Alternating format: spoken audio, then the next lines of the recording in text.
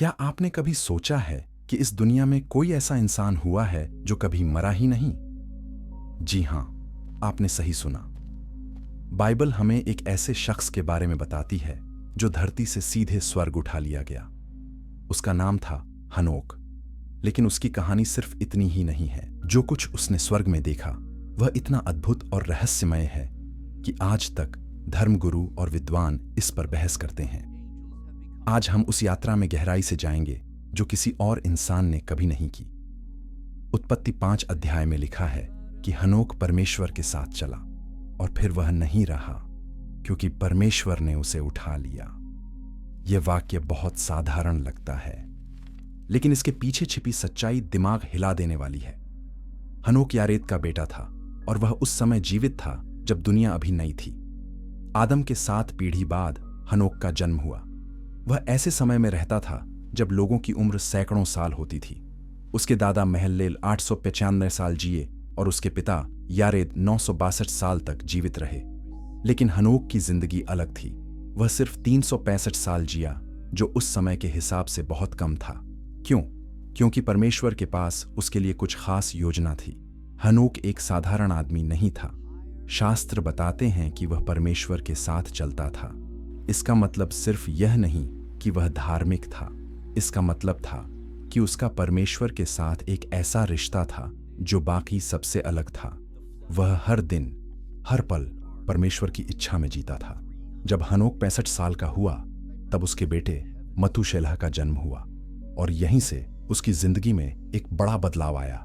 शास्त्र कहते हैं कि मतूशेलह के जन्म के बाद हनोक 300 साल तक परमेश्वर के साथ चलता रहा। विद्वानों का मानना है कि मतूशेलह के जन्म पर हनोक को एक दर्शन मिला था। उसे दिखाया गया था कि आने वाली पीढ़ियों में क्या होने वाला है। उसे महाजल प्रलय का संकेत मिल गया था। मतूशेलह का नाम बहुत मायने रखता है। इब्रानी भाषा में इसका अर्थ है जब वह मरेगा यह आएगा। और सच में जिस साल मतूशेलह की मृत्यु हुई उसी साल नूह के समय महाजल प्रलय आया। हनोक को यह सब पता था। उसे भविष्य दिखाया गया था और इसी वजह से उसकी जिंदगी बदल गई। वह और गंभीर हो गया। उसने अपना पूरा जीवन परमेश्वर को समर्पित कर दिया। लेकिन हनोक की कहानी यहीं खत्म नहीं होती। प्राचीन किताबें, जिन्हें हनोक की पुस्तक कहा जाता है, हमें वह सब बताती हैं जो बाइबल में नहीं लिखा। ये किताबें सदियों से छिपी रही थीं। इथियोपिया के प्राचीन मठों में ये संरक्षित थीं। जब 1773 में एक स्कॉटिश यात्री जेम्स ब्रूस ने इन्हें खोजा तो पूरी दुनिया हैरान रह गई। क्या ये किताबें सच्ची हैं?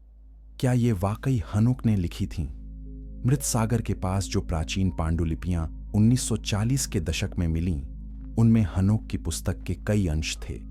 यह साबित करता है कि यीशु के समय से पहले के यहूदी लोग इन किताबों को पवित्र मानते थे। यहां तक कि नए नियम में यहूदा की पत्री में हनोक की भविष्यवाणी का सीधा उल्लेख है। यहूदा 1:14-15 में लिखा है, आदम के 7वें पीढ़ी के हनोक ने भी इनके विषय में यह भविष्यवाणी की थी। तो सवाल यह है कि हनोक ने वास्तव में क्या देखा?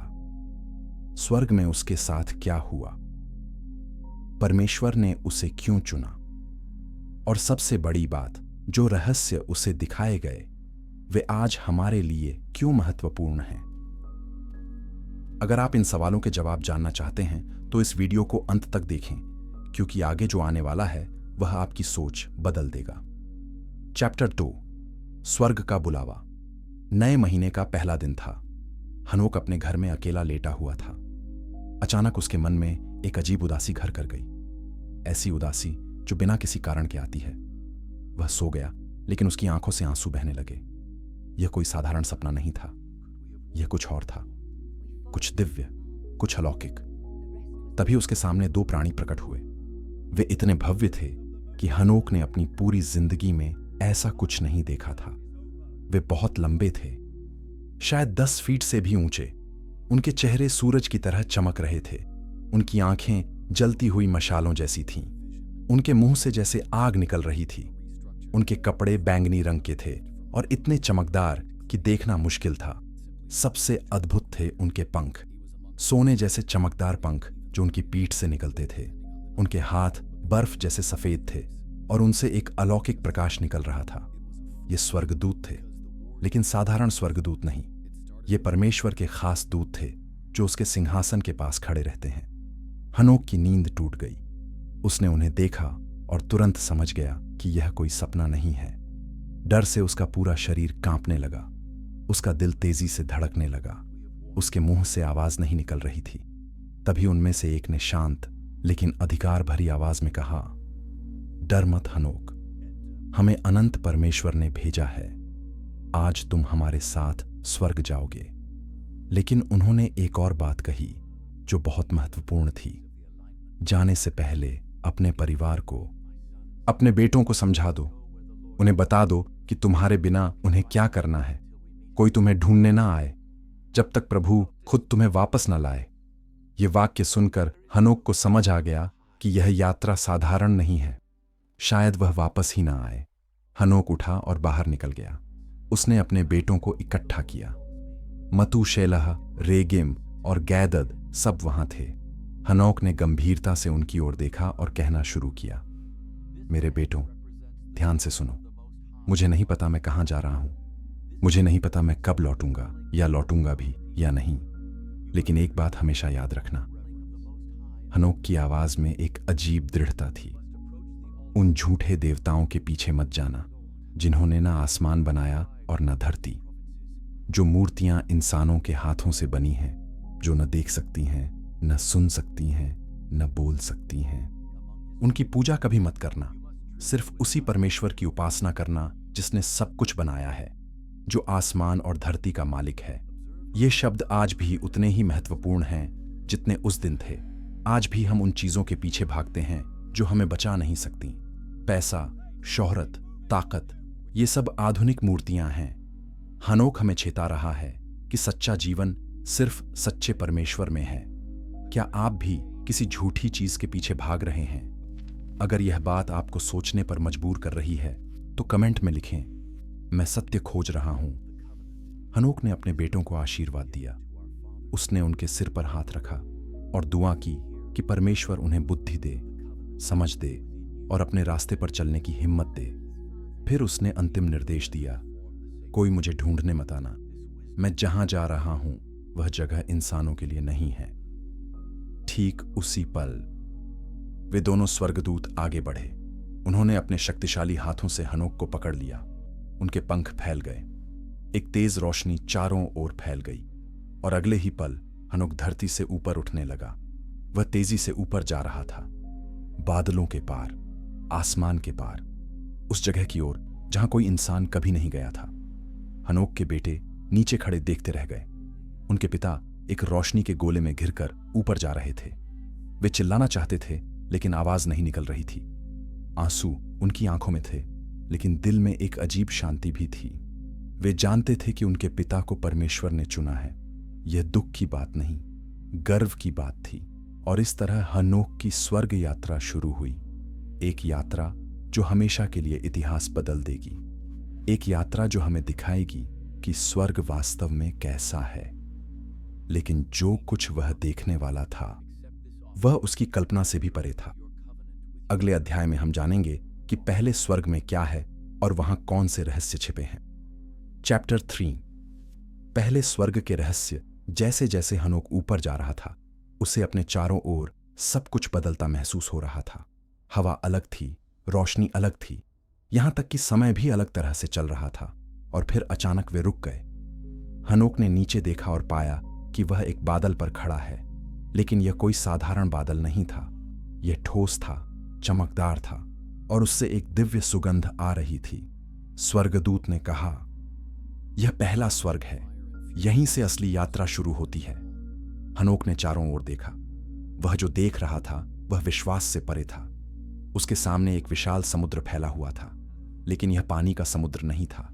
यह कुछ और था, जैसे तरल रोशनी हो, जैसे क्रिस्टल पिघल गया हो। इसकी लहरें धीमी गति में चल रही थीं और हर लहर से एक संगीत की आवाज निकल रही थी। बाइबल इस बारे में बताती है।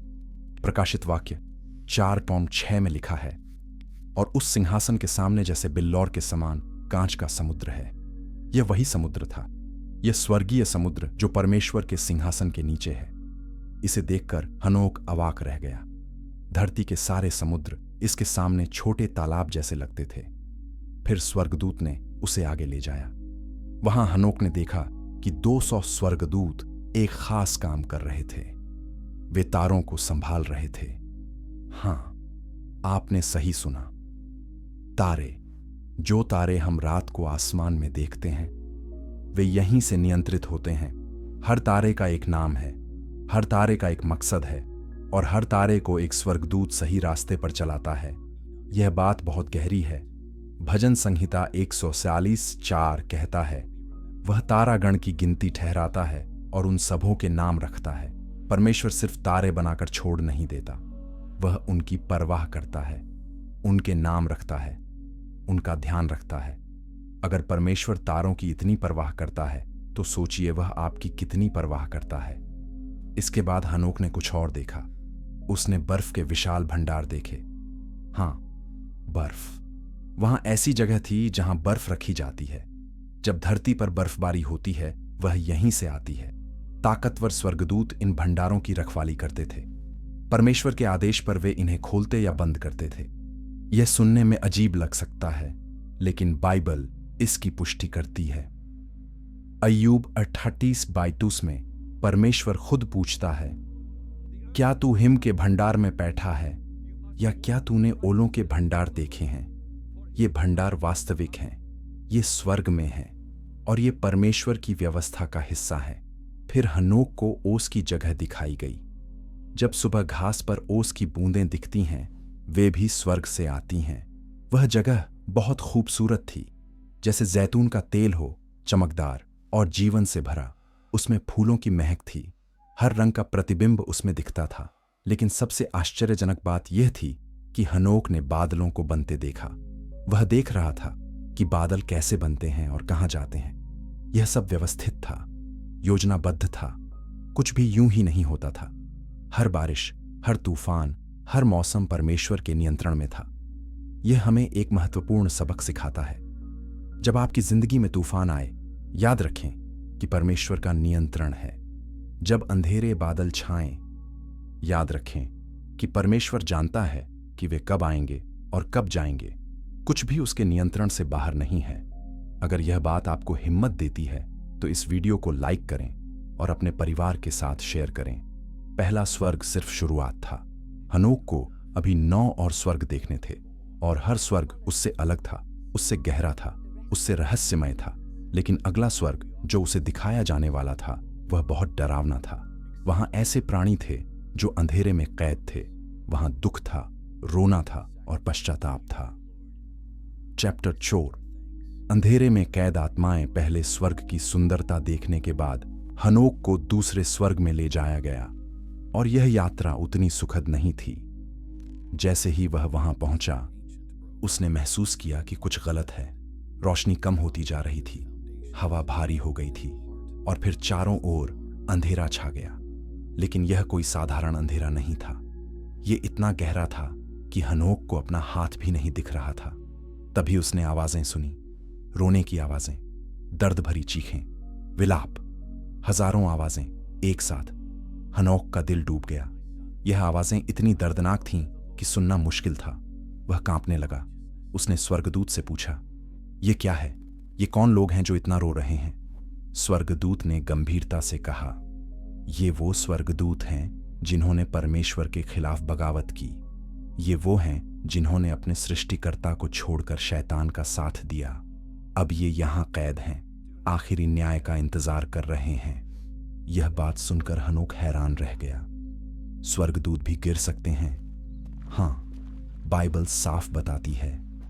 2 पतरस 2:4 कहता है, क्योंकि जब स्वर्गदूतों ने पाप किया तो परमेश्वर ने उन्हें न छोड़ा, पर नरक में डालकर अंधकार के गड्ढों में जंजीरों से जकड़ दिया। ये वही स्वर्गदूत थे। लेकिन सवाल यह है कि उन्होंने क्या पाप किया? यहूदा 1:6 जवाब देता है, और जिन स्वर्गदूतों ने अपनी गरिमा को न रखा वरन अपने निज स्थान को छोड़ दिया, उसने उन्हें भी महादिन के न्याय के लिए अंधकार में जंजीरों से जकड़कर बंद कर रखा है। ये स्वर्गदूत अपनी जगह छोड़कर धरती पर आ गए थे। उत्पत्ति 6:1-4 में एक रहस्यमय घटना का वर्णन है। जब धरती पर लोग बढ़ने लगे और उनके बेटियां पैदा हुईं, तो परमेश्वर के पुत्रों ने मनुष्य की पुत्रियों को देखा कि वे सुंदर हैं। ये परमेश्वर के पुत्र कौन थे? बहुत से विद्वान मानते हैं कि ये गिरे हुए स्वर्गदूत थे। ये स्वर्गदूत धरती पर आए और मनुष्य की स्त्रियों से शादी कर ली। इस अप्राकृतिक मेल से नेफिलिम पैदा हुए। ये विशालकाय, शक्तिशाली प्राणी थे जो हिंसक थे और दुष्ट थे। उन्होंने धरती को इतना बिगाड़ दिया कि परमेश्वर को जल प्रलय लाना पड़ा। हनोक इन कैद स्वर्गदूतों के सामने खड़ा था। उन्होंने उसे देखा और विनती करने लगे, हे परमेश्वर के सेवक, हमारे लिए दुआ करो, हमें माफी दिला दो। हम जानते हैं तुम परमेश्वर के खास हो। उनकी आवाजों में दर्द था, पश्चाताप था, लेकिन हनोक ने नम्रता से कहा, मैं तो सिर्फ एक इंसान हूं। मैं स्वर्गदूतों के लिए कैसे दुआ कर सकता हूं? मुझे खुद नहीं पता मेरा क्या होगा। मेरे लिए कौन दुआ करेगा? यह जवाब हमें बहुत कुछ सिखाता है। हनोक अपनी सीमाएं जानता था, वह अपनी जगह समझता था। यहां एक विवादास्पद सवाल उठता है, क्या गिरे हुए स्वर्गदूतों के लिए माफी है? क्या उनके लिए छुटकारा संभव है? बाइबल इसका जवाब नहीं देती। इब्रानियों 2:16 कहता है कि यीशु ने स्वर्गदूतों को नहीं बल्कि इब्राहिम के वंश को संभाला। शायद स्वर्गदूतों के लिए कोई दूसरा मौका नहीं है। यह बात हमें एक गंभीर चेतावनी देती है। अगर स्वर्गदूत जो परमेश्वर की महिमा में रहते थे, उसकी मौजूदगी में थे, फिर भी गिर सकते हैं, तो हमें कितना सावधान रहना चाहिए।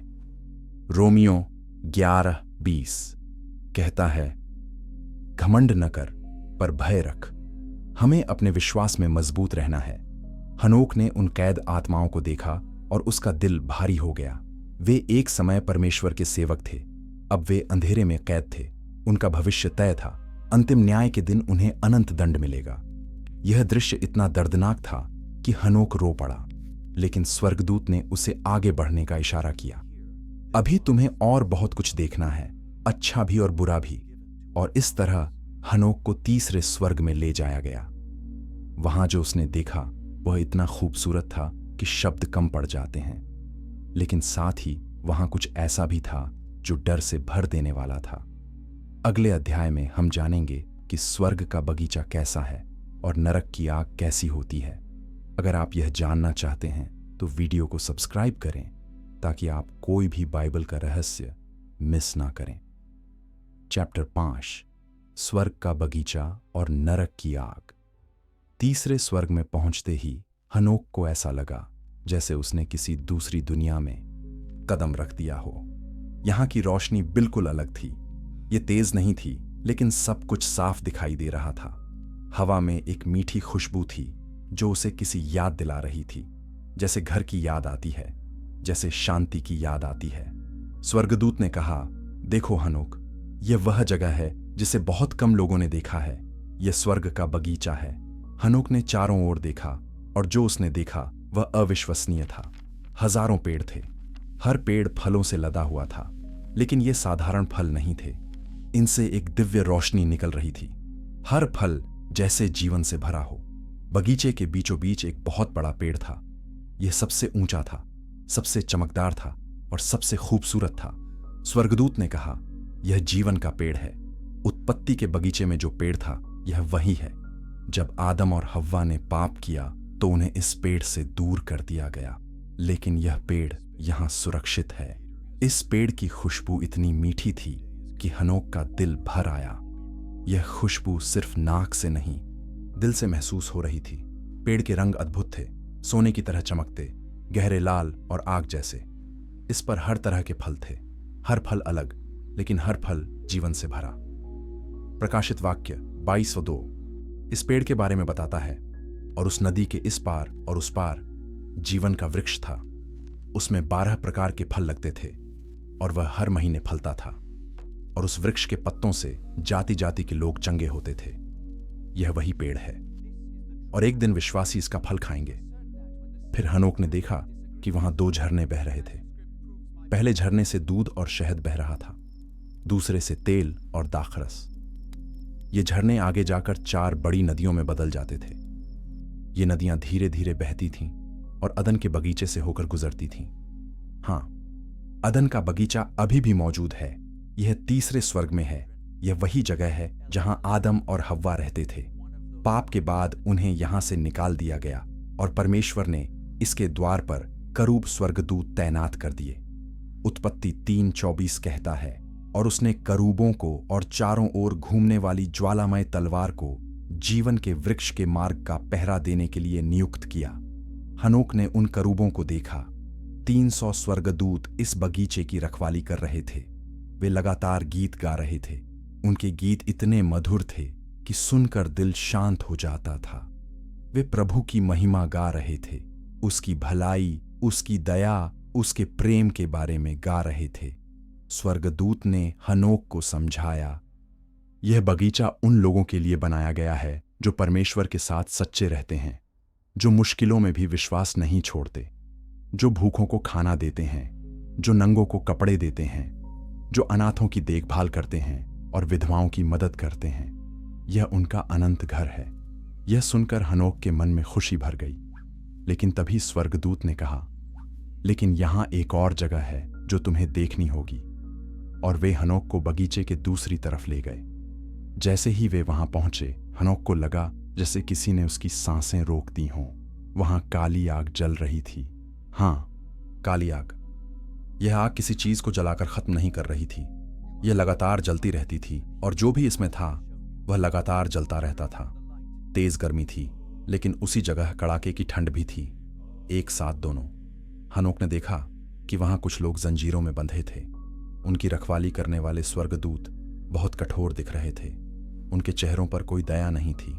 उनके हाथों में सजा देने के औजार थे। वहां से लगातार रोने की आवाजें आ रही थीं, चीखें थीं, ऐसी आवाजें जो कभी नहीं रुकती। हनोक घबरा गया। उसने पूछा, यह जगह क्या है?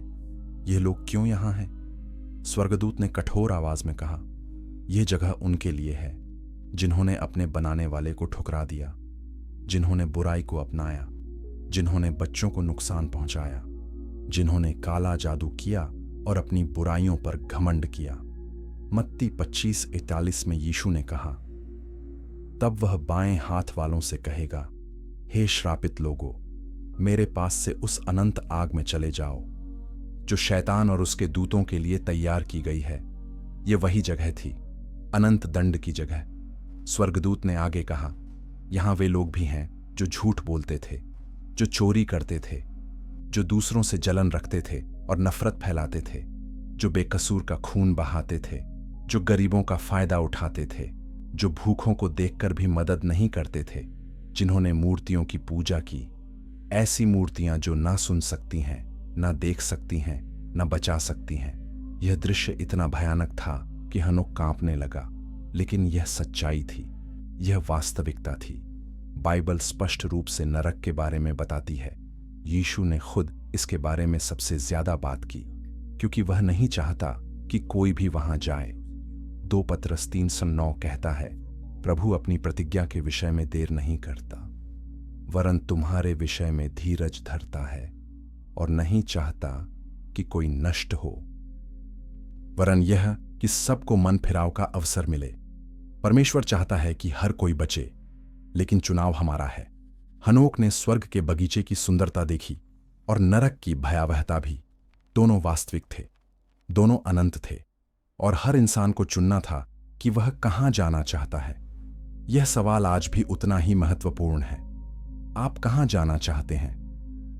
अगर यह सवाल आपको सोचने पर मजबूर कर रहा है तो कमेंट में लिखें, मैं स्वर्ग चुनता हूं, और इस वीडियो को उन लोगों के साथ शेयर करें जिन्हें यह सच्चाई सुननी चाहिए। चैप्टर 6, सूरज और चांद का रहस्यमय नृत्य। तीसरे स्वर्ग के बाद हनोक को चौथे स्वर्ग में ले जाया गया। यहां का दृश्य पूरी तरह अलग था। यहां सूरज और चांद अपने रास्तों पर चल रहे थे, लेकिन वे जैसे हम धरती से देखते हैं वैसे नहीं थे। यहां वे बहुत करीब थे। उनकी रोशनी इतनी तेज थी कि देखना मुश्किल था। उनकी गर्मी इतनी थी कि हनोक को लगा वह पिघल जाएगा, लेकिन स्वर्गदूत ने उसे सुरक्षित रखा। उसने कहा, देखो हनोक, यह सूरज है। परमेश्वर ने इसे चौथे दिन बनाया था। उत्पत्ति 1:10 कहता है कि परमेश्वर ने 2 बड़ी ज्योतियां बनाई, बड़ी ज्योति दिन पर प्रभुता करने के लिए और छोटी ज्योति रात पर प्रभुता करने के लिए। यह वही ज्योतियां हैं। हनोक ने देखा कि सूरज बहुत तेज चल रहा था, जैसे कोई तेज हवा उसे धकेल रही हो, और सचमुच ऐसा ही था। एक दिव्य हवा सूरज को धकेल रही थी। यह हवा कभी नहीं रुकती, दिन हो या रात, यह लगातार बहती रहती है। लेकिन सबसे आश्चर्यजनक बात यह थी कि सूरज अकेला नहीं था। उसके साथ 4 बड़े तारे चल रहे थे, और हर बड़े तारे के साथ 1000 छोटे तारे थे। सूरज के दोनों तरफ 4000 तारे थे। कुल मिलाकर 8000 तारे हर दिन सूरज के साथ यात्रा करते थे। यह सुनने में अविश्वसनीय लगता है, लेकिन यह हनोक ने खुद अपनी आंखों से देखा। और सिर्फ तारे ही नहीं, वहां स्वर्गदूत भी थे। 15 दल के स्वर्गदूत हर समय सूरज की सेवा करते थे। वे सुनिश्चित करते थे कि सूरज सही रास्ते पर चले, सही समय पर उगे और सही समय पर डूबे। रात में हनोक ने कुछ और देखा। हजारों प्राणी दिखाई दिए, जिनके 6 पंख थे। ये प्राणी सूरज के आगे आगे उड़ते थे और अंधेरे में उसके लिए रास्ता बनाते थे। हां, जब सूरज धरती के दूसरी तरफ होता है तो वह अंधेरे से गुजरता है, और ये प्राणी उसे रास्ता दिखाते हैं। कुछ खास प्राणी सूरज की आग को जलाए रखते थे। हनोक ने उनके नाम सुने, फीनिक्स और चालकद्री। ये बहुत अद्भुत प्राणी थे। उनके पैर शेर जैसे थे, उनकी पूंछ और सिर मगरमच्छ जैसे थे, लेकिन उनका शरीर इंद्रधनुष की तरह चमकता था। वे विशाल थे, उनके 12 पंख थे। ये प्राणी सूरज के पास रहते थे और परमेश्वर के आदेश पर उसकी गर्मी और रोशनी को नियंत्रित करते थे। जब परमेश्वर चाहता कि ज्यादा गर्मी हो तो वे सूरज की आग बढ़ा देते। जब वह चाहता कि कम गर्मी हो तो वे इसे कम कर देते। भजन संहिता 19:1-6 सूरज के बारे में खूबसूरती से बताता है। आकाश परमेश्वर की महिमा वर्णन कर रहा है। सूर्य के लिए उसने आकाश में एक मंडप खड़ा किया है, और वह अपनी कोठरी से निकलने वाले दूल्हे के समान है। उसका निकलना आकाश की एक छोर से है और वह दूसरी छोर तक चक्कर मारता है। हनोक ने सूरज के 6 रास्ते देखे। पूरब में 6 दरवाजे थे जहां से सूरज निकलता था। हर महीने वह एक अलग दरवाजे से निकलता था। यही कारण है कि गर्मी और सर्दी में फर्क होता है। मौसम बदलते रहते हैं, लेकिन सूरज हमेशा अपने तय रास्ते पर चलता है। पश्चिम में भी 6 दरवाजे थे। यहां से सूरज डूबता था, और जब वह डूबता था तो धरती के नीचे एक छुपे रास्ते से गुजरता था। वहां वह 7 घंटे रुकता था। 8वें घंटे में वह फिर से पूरब की ओर बढ़ने लगता था। अब चांद की बारी आई। चांद सूरज से छोटा था, लेकिन उसकी अपनी सुंदरता थी। हनोक ने देखा कि चांद की रोशनी सूरज से आती है। चांद खुद नहीं चमकता, बल्कि सूरज की रोशनी को प्रतिबिंबित करता है। चांद के भी 12 रास्ते थे, 12 दरवाजे जिनसे वह गुजरता था। पहले महीने में वह एक दरवाजे में 31 दिन रहता, दूसरे महीने में भी 31 दिन, तीसरे और चौथे महीने में 30 दिन, 5वें और 6ठे में फिर से 31 दिन, 7वें में 30 दिन, 8वें और 9वें में 31 दिन, 10वें में 30 दिन, 11वें में 31 दिन और 12वें दरवाजे में 28 दिन। यह सब सुनने में जटिल लगता है, लेकिन यह पूरी तरह व्यवस्थित था। सूरज का साल 365 और 1/4 दिन का होता है। चांद का साल 364 दिनों का। इस वजह से 11 दिनों का फर्क होता है, लेकिन परमेश्वर ने इसे भी व्यवस्थित किया है।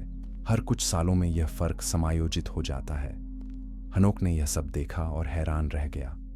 इतनी जटिल व्यवस्था, इतना सटीक हिसाब, और सब कुछ बिना किसी गलती के सदियों से चल रहा है। यह सिर्फ संयोग नहीं हो सकता, यह एक बुद्धिमान सृष्टिकर्ता का काम था। रोमियो 1:20 कहता है, क्योंकि उसके अनदेखे गुण अर्थात उसकी सनातन सामर्थ्य और परमेश्वरत्व जगत की सृष्टि के समय से उसके कामों के द्वारा देखने में आते हैं, यहां तक कि वे निरुत्तर हैं। सूरज और चांद का यह नृत्य परमेश्वर की महिमा का सबूत है। लेकिन हनोक की यात्रा अभी खत्म नहीं हुई थी। उसे अभी 5वें स्वर्ग जाना था, और वहां जो उसे दिखाया जाने वाला था वह और भी रहस्यमय था। वहां वे स्वर्गदूत थे जो गिर गए थे, लेकिन अभी भी किसी चीज का इंतजार कर रहे थे। वहां एक गहरा रहस्य था जो सदियों से छिपा हुआ था। अगले अध्याय में हम उस रहस्य को खोलेंगे। अगर आप बाइबल के गहरे रहस्यों को जानना चाहते हैं तो इस चैनल को सब्सक्राइब करें और घंटी का बटन दबा दें। चैप्टर 7, गिरे हुए स्वर्गदूतों की सच्चाई। 5वें स्वर्ग में पहुंचते ही हनोक ने कुछ अलग महसूस किया। यहां का माहौल भारी था, जैसे कोई बोझ हवा में लटका हो, जैसे दुख और पछतावा पूरी जगह में फैला हो। और फिर उसने उन्हें देखा, विशालकाय प्राणी। वे दिखने में इंसानों जैसे थे, लेकिन उनका कद बहुत बड़ा था। धरती के सबसे बड़े दैत्य भी उनके सामने बौने लगते। ये ग्रिगोरी थे, गिरे हुए स्वर्गदूत। लेकिन ये वे नहीं थे जो दूसरे स्वर्ग में कैद थे। ये अलग थे। उनके चेहरों पर थकान थी, उनकी आंखों में गहरा दुख था, और सबसे अजीब बात यह थी कि वे बिल्कुल चुप थे। कोई गीत नहीं, कोई स्तुति नहीं, बस गहरी खामोशी। हनोक ने हैरानी से पूछा, ये कौन है? ये इतने उदास क्यों दिख रहे हैं? इन्हें यहां क्यों रखा गया है? स्वर्गदूत ने जवाब दिया, ये वे हैं जो अपने अगुआ सतनाइल के साथ परमेश्वर से दूर हो गए। इनमें से कई को दूसरे स्वर्ग के अंधेरे में डाल दिया गया, लेकिन ये 3 यहां हैं। ये अलग तरह की गलती के लिए सजा भुगत रहे हैं। फिर स्वर्गदूत ने पूरी कहानी सुनाई। बहुत समय पहले, जब धरती पर लोग बढ़ने लगे, ये स्वर्गदूत धरती पर उतरे। उन्होंने हिर्मोन पर्वत पर एक जगह चुनी जिसे अर्मोन कहा जाता था। वहां उन्होंने एक कसम खाई, एक भयानक कसम।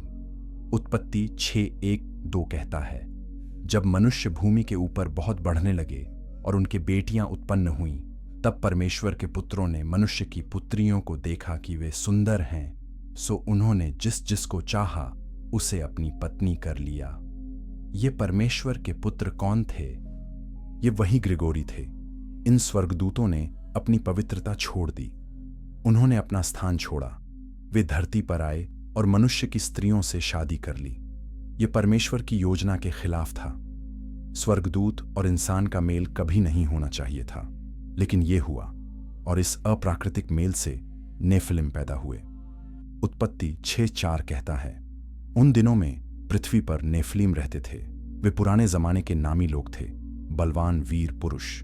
ये नेफिलिम आधे स्वर्गदूत और आधे इंसान थे। वे बहुत शक्तिशाली थे, बहुत हिंसक थे। इन दैत्यों ने धरती को इतना बिगाड़ दिया कि परमेश्वर को पछतावा हुआ कि उसने इंसान बनाया। उत्पत्ति 6:5-6 कहता है, यहोवा ने देखा कि मनुष्यों की बुराई पृथ्वी पर बढ़ गई है। तब यहोवा पृथ्वी पर मनुष्य को बनाने से पछताया, और वह मन में अत्यंत दुखी हुआ। इसीलिए परमेश्वर ने जल प्रलय भेजा। नूह के समय की बाढ़ सिर्फ इंसानों की बुराई के कारण नहीं आई, यह इन गिरे हुए स्वर्गदूतों और नेफिलिम के कारण आई। परमेश्वर को धरती को साफ करना पड़ा, एक नई शुरुआत करनी पड़ी। लेकिन यहां एक विवादास्पद सवाल है, क्या नेफिलिम सच में मौजूद थे? क्या स्वर्गदूत वाकई इंसानी रूप ले सकते हैं? बहुत से धर्मगुरु इस पर बहस करते हैं। कुछ कहते हैं कि परमेश्वर के पुत्र सेठ की संतान थे और मनुष्य की पुत्रियां कैन की संतान थीं। लेकिन यहूदा 1:6 साफ कहता है, और जिन स्वर्गदूतों ने अपनी गरिमा को न रखा, वरन अपने निज स्थान को छोड़ दिया। यह स्पष्ट रूप से स्वर्गदूतों के बारे में बात कर रहा है, और 2 पतरस 2:4 भी इसकी पुष्टि करता है। हनोक इन ग्रिगोरी के सामने खड़ा था। उन्होंने उसे देखा और उनकी आंखों में एक उम्मीद जगी। शायद यह इंसान उनके लिए कुछ कर सके, शायद वह परमेश्वर से उनके लिए दुआ कर सके। लेकिन हनोक ने कहा, मैंने तुम्हारे भाइयों को देखा है जो दूसरे स्वर्ग में कैद हैं। मैंने उनके लिए दुआ की, लेकिन परमेश्वर ने फैसला कर लिया है, वे दुनिया के अंत तक वहीं रहेंगे। फिर उसने पूछा, तुम यहां चुपचाप क्यों खड़े हो? परमेश्वर की सेवा में वापस क्यों नहीं जाते? यह शब्द सुनकर उन ग्रिगोरी ने एक दूसरे को देखा। फिर अचानक 4 नरसिंगे एक साथ बज उठे और वे सब एक साथ गाने लगे। उनकी आवाज बहुत गहरी थी, बहुत दर्द भरी थी। वे पश्चाताप का गीत गा रहे थे, वे माफी मांग रहे थे। उनका गीत ऊपर उठा, 7वें स्वर्ग तक, परमेश्वर के सिंहासन तक। क्या परमेश्वर ने उन्हें सुना? क्या उनकी माफी स्वीकार हुई? हनोक को नहीं बताया गया। कुछ रहस्य अभी भी छिपे रहे। लेकिन यह घटना हमें एक महत्वपूर्ण सबक सिखाती है। पश्चाताप कभी देर से नहीं होता। चाहे आपने कितनी भी बड़ी गलती की हो, परमेश्वर के पास वापस आने का रास्ता हमेशा खुला है। लूका 15:7 कहता है, मैं तुमसे कहता हूं कि इसी रीति से एक मन फिराने वाले पापी के विषय में भी स्वर्ग में इतना ही आनंद होगा। क्या आपकी जिंदगी में कुछ ऐसा है जिसके लिए आपको पश्चाताप करना चाहिए? क्या कोई गलती है जिसे आप परमेश्वर के सामने लेकर जाना चाहते हैं? आज का दिन है, कल का इंतजार मत करें। अगर यह संदेश आपके दिल को छू रहा है तो इस वीडियो को लाइक करें और उन लोगों के साथ शेयर करें जिन्हें यह सुनना चाहिए। हनोक की यात्रा जारी थी। अभी उसे छठे, 7वें और उससे भी ऊंचे स्वर्गों में जाना था। और हर स्वर्ग में कुछ नया था, कुछ ऐसा जो मानव मन कभी सोच नहीं सकता था। अगले अध्याय में हम जानेंगे कि छठे स्वर्ग में क्या है और वहां कौन से स्वर्गदूत सृष्टि की व्यवस्था संभालते हैं। चैप्टर 8। सृष्टि के संरक्षक छठे स्वर्ग में पहुंचते ही हनोक चकित रह गया। यहां की रोशनी अलग थी। ये तेज थी लेकिन आंखों को नहीं चुभती थी। ये सुकून देने वाली थी, जैसे सुबह की पहली किरण, जैसे शाम का सूरज। और इस रोशनी में वह उन्हें देख सका। 7 समूह, 7 अलग अलग प्रकार के स्वर्गदूतों के समूह। वे सब सूरज की तरह चमक रहे थे। उनके चेहरे इतने तेज थे कि सीधे देखना मुश्किल था। लेकिन सबसे आश्चर्यजनक बात यह थी कि वे सब एक जैसे दिख रहे थे। उनका रूप एक जैसा, उनके कपड़े एक जैसे, उनकी चाल एक जैसी। स्वर्गदूत ने समझाया, ये वे प्राणी हैं जिन्हें परमेश्वर ने सृष्टि की व्यवस्था संभालने के लिए नियुक्त किया है। इनका काम बहुत महत्वपूर्ण है। ये तारों की गति देखते हैं, चांद के रास्ते पर नजर रखते हैं, सूरज को सही दिशा में चलाते हैं, मौसम बदलते हैं, बारिश लाते हैं, फसलें उगाते हैं। ये सब इन्हीं की देखरेख में होता है। यह सुनकर हनोक ने महसूस किया कि सृष्टि कितनी व्यवस्थित है। कुछ भी यूं ही नहीं होता। हर चीज नियोजित है, हर घटना नियंत्रित है। भजन संहिता 104 पूरा स्वर्गदूतों की इस सेवा के बारे में बताता है। तू अपने दूतों को पवनों के समान और अपने सेवकों को धधकती आग के समान बनाता है। हनोक ने देखा कि कुछ स्वर्गदूत मौसमों और सालों का ध्यान रख रहे थे। वे तय करते थे कि कब गर्मी होगी, कब सर्दी, कब बारिश आएगी, कब सूखा। लेकिन यह सब परमेश्वर की इच्छा के अनुसार। वे सिर्फ आदेश का पालन कर रहे थे। कुछ स्वर्गदूत नदियों और समुद्रों को देख रहे थे। वे सुनिश्चित करते थे कि पानी सही जगह पर बहे, कि समुद्र अपनी सीमा ना लांघे। अय्यूब 28:8-11 में परमेश्वर कहता है, जब समुद्र ऐसे फूट निकला मानो वह गर्भ से फूट निकला हो, तब किसने द्वार बंद करके उसको रोक दिया? और मैंने कहा, तू यहीं तक आ सकता है और आगे नहीं, और तेरी उमड़ने वाली लहरें यहीं थम जाएं। कुछ स्वर्गदूतों का काम धरती पर उगने वाले फलों का ख्याल रखना था। हर पेड़, हर फल, हर अनाज उनकी देखरेख में उगता था। वे सुनिश्चित करते थे कि सही समय पर फल लगें, सही समय पर फसल पके, ताकि इंसानों को खाने की कमी ना हो। यहां तक कि घास की हर पत्ती पर भी स्वर्गदूतों की नजर थी। मत्ती 6:26-30 में यीशु ने कहा, आकाश के पक्षियों को देखो, तुम्हारा स्वर्गीय पिता उनको खिलाता है। यदि परमेश्वर मैदान की घास को जो आज है और कल भाड़ में झोंकी जाएगी, ऐसा वस्त्र पहनाता है, तो हे अल्पविश्वासियों, तुमको वह क्यों न पहनाएगा? हनोक यह सब देखकर हैरान था। परमेश्वर की परवाह इतनी विस्तृत थी, इतनी गहरी थी। वह सिर्फ बड़ी चीजों का ध्यान नहीं रखता, छोटी से छोटी चीज भी उसकी नजर में थी। अगर वह घास की परवाह करता है तो आपकी कितनी ज्यादा परवाह करता होगा। लेकिन सबसे महत्वपूर्ण काम था इंसानों की आत्माओं का हिसाब रखना। कुछ खास स्वर्गदूतों को यह जिम्मेदारी दी गई थी।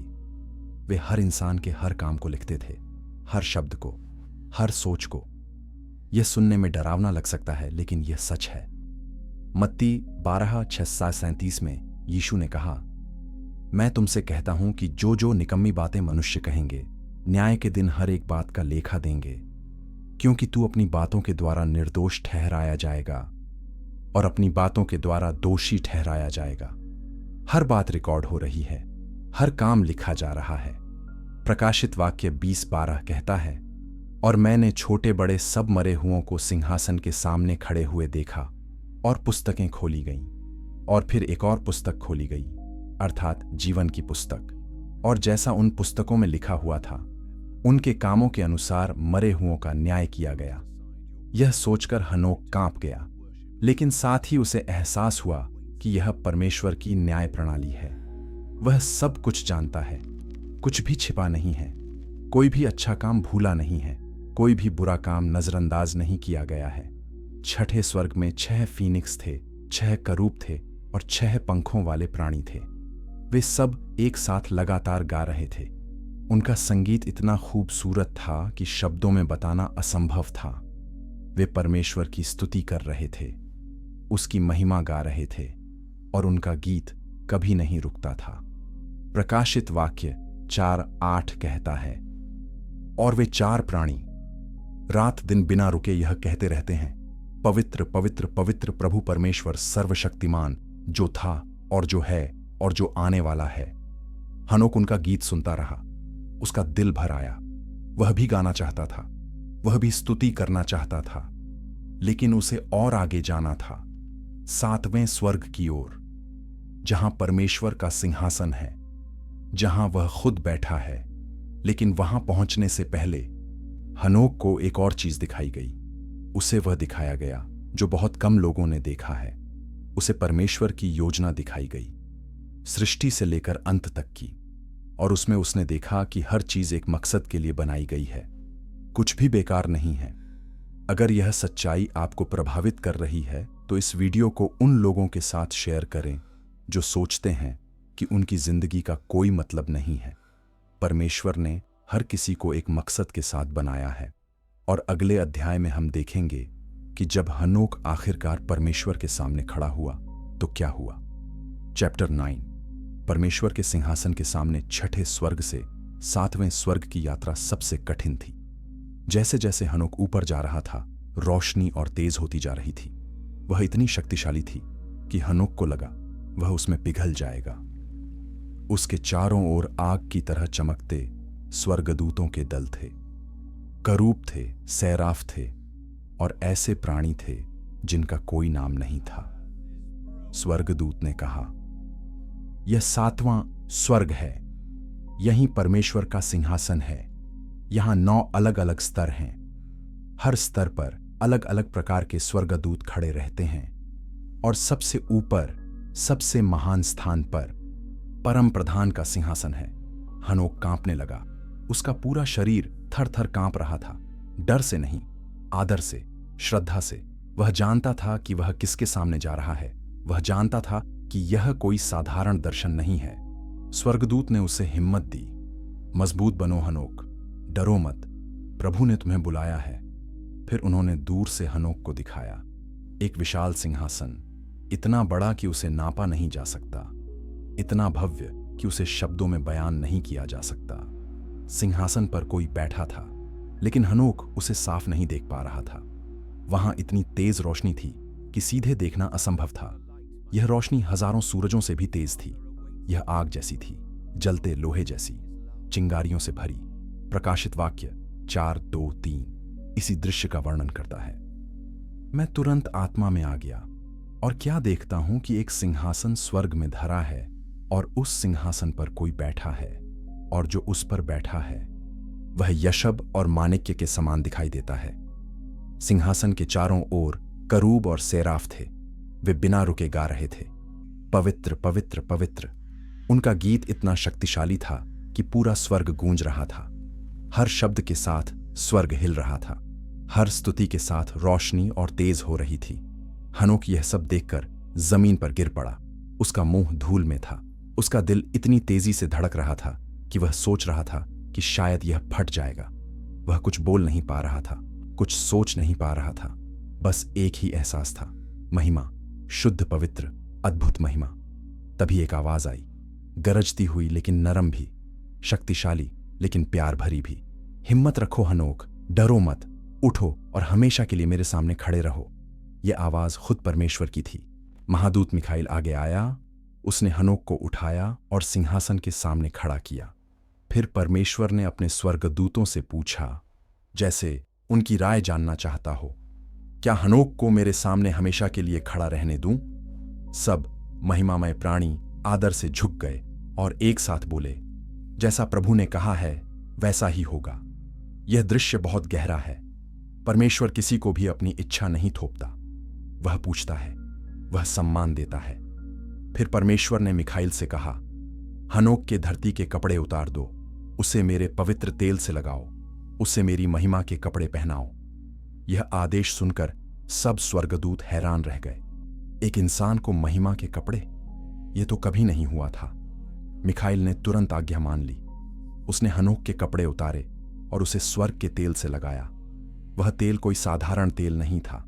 वह हर रोशनी से ज्यादा चमकदार था, ओस की तरह नरम और हल्का। उसकी खुशबू इतनी मीठी थी कि हनोक को लगा जैसे वह स्वर्ग की हवा में तैर रहा हो। जैसे ही तेल उसके शरीर पर लगा, हनोक को एक अजीब बदलाव महसूस हुआ। उसका शरीर चमकने लगा, उसकी त्वचा रोशनी से भर गई। वह स्वर्गदूतों जैसा दिखने लगा। 1 कुरिन्थियों 15:61 इसी बदलाव के बारे में बताता है। देखो, मैं तुमसे भेद की बात कहता हूं कि हम सब तो नहीं सोएंगे, परंतु सब बदल जाएंगे। फिर उसे महिमा के कपड़े पहनाए गए। ये कपड़े किसी कपड़े से नहीं बने थे। ये रोशनी से बने थे। ये पवित्रता से बने थे। ये परमेश्वर की महिमा से बने थे। जब हनोक ने खुद को देखा तो वह हैरान रह गया। वह अब एक साधारण इंसान नहीं रह गया था, वह बदल गया था। लेकिन परमेश्वर का काम अभी खत्म नहीं हुआ था। उसने अपने सबसे बुद्धिमान स्वर्गदूत को बुलाया। उसका नाम प्रावुइल था। वह सब कुछ जानता था। वह परमेश्वर के हर काम को लिखता था। परमेश्वर ने उससे कहा, मेरे भंडार से किताबें लाओ, तेजी से लिखने वाली कलम लाओ। हनोक को वह सब सिखाओ जो उसे जानना जरूरी है। यह आदेश सुनकर प्रावुइल आया और हनोक के पास बैठ गया, और तब शुरू हुई सबसे अद्भुत पाठशाला। प्रावुइल ने हनोक को सब कुछ सिखाया। स्वर्ग कैसा है, धरती कैसे बनी, समुद्र कहां से आए, तत्व कैसे काम करते हैं, तारे कैसे चलते हैं, मौसम कैसे बदलते हैं। उसने उसे बताया कि गरज की आवाजें कहां से आती हैं, बिजली कैसे कड़कती है, बारिश कैसे बनती है, बर्फ कहां रखी जाती है, ओस कैसे पड़ती है, हवाएं कहां से चलती हैं। उसने उसे स्वर्गदूतों के बारे में बताया। कितने हैं वे, कौन से प्रकार हैं, उनके क्या काम हैं, उनके गीत कैसे बनते हैं। उसने उसे इंसान की जिंदगी के बारे में सिखाया, जन्म से लेकर मौत तक। उसने उसे परमेश्वर के नियम बताए, उसकी सीख दी, उसकी आज्ञाएं समझाईं, और सबसे महत्वपूर्ण, उसने उसे भविष्य दिखाया, क्या होने वाला है, कैसे दुनिया खत्म होगी, कैसे नया स्वर्ग और नई धरती बनेगी। 30 दिन और 30 रातों तक यह पाठशाला चली। हनोक बिना रुके लिखता रहा। उसने 366 किताबें लिखीं। इन किताबों में वह सब था जो परमेश्वर ने उसे दिखाया था। यही किताबें बाद में हनोक की पुस्तक कहलाईं। जब यह सब खत्म हुआ तो परमेश्वर ने फिर से हनोक को बुलाया। इस बार उसने कुछ ऐसा कहा जो किसी स्वर्गदूत ने कभी नहीं सुना था। अगले अध्याय में हम जानेंगे कि परमेश्वर ने हनोक को क्या रहस्य बताया, वह रहस्य जो सृष्टि के शुरू होने से पहले का है। अगर आप यह जानना चाहते हैं तो वीडियो को लाइक करें और आगे देखते रहें। चैप्टर 10 सृष्टि का रहस्य खुलता है। जब हनोक ने 366 किताबें पूरी कर लीं तो परमेश्वर ने उसे फिर से अपने पास बुलाया। इस बार उसकी आवाज में एक अलग ही गंभीरता थी, जैसे वह कुछ बहुत खास बताने वाला हो, कुछ ऐसा जो किसी और को नहीं बताया गया। परमेश्वर ने कहा, आओ हनोक, मेरी बाईं ओर बैठो, गैब्रियल के पास। यह सुनकर सारे स्वर्गदूत हैरान रह गए। एक इंसान परमेश्वर के बगल में बैठे, यह तो अकल्पनीय था, लेकिन परमेश्वर ने कहा था तो ऐसा ही होना था। हनोक आदर से आगे बढ़ा। वह घुटनों के बल बैठ गया, लेकिन परमेश्वर ने कहा, नहीं, खड़े हो जाओ, तुम अब मेरे मित्र हो, दास नहीं। यह शब्द सुनकर हनोक की आंखों में आंसू आ गए। मित्र, परमेश्वर का मित्र। यूहन्ना 15:15 में यीशु ने भी यही कहा था, अब से मैं तुम्हें दास न कहूंगा, क्योंकि दास नहीं जानता कि उसका स्वामी क्या करता है, परंतु मैंने तुम्हें मित्र कहा है, क्योंकि मैंने जो बातें अपने पिता से सुनी